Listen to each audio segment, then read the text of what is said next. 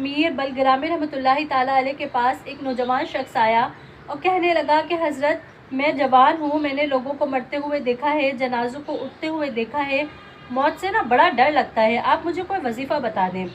تو آپ نے اسے کوئی نصیحت نہیں کی، نہ کوئی وظیفہ بتایا، نہ کوئی لمبا چوڑا لیکچر دیا، بلکہ آپ نے پوچھا کہ تو مالی طور پر کیسا ہے، تیرے حالات کیسے ہیں؟ اس نے کہا کہ حضرت خوشحال ہوں۔ تو آپ نے فرمایا کہ روز صدقہ دینا، چاہے 10 روپے کا دینا، چاہے 15 روپے کا دینا، لیکن روز صدقہ دینا۔ اور پھر فرمانے لگے کہ روز جب فرض نمازیں پڑھتے ہو تو اس میں کچھ تعداد اپنی نفل نمازوں کی بھی بڑھا دینا۔ وہ شخص چلا گیا اور سوچنے لگا کہ میں تو آیا تھا وظیفہ لینے۔ خیر اس نے ان باتوں پر عمل کیا۔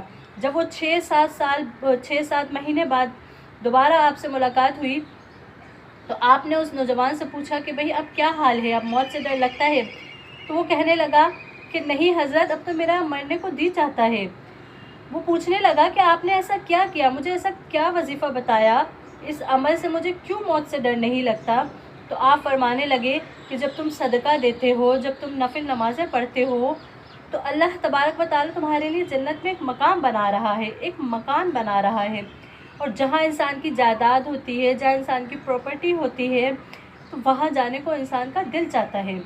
ہم آج موت سے ڈرتے ہی اسی لیے ہیں کہ ہم نے اپنی قبر کے لیے کوئی تیاری ہی نہیں کر کے رکھی، ہم نے وہاں کے لیے کوئی سیونگس ہی نہیں کی، ہم نے وہاں کچھ پہنچایا ہی نہیں، اس لیے آج ہم موت سے ڈرتے ہیں۔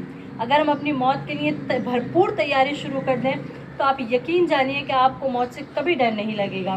اللہ تبارک و تعالیٰ سے دعا ہے کہ وہ ہمیں اپنی قبروں کو روشن کرنے کی توفیق عطا فرمائے، آمین۔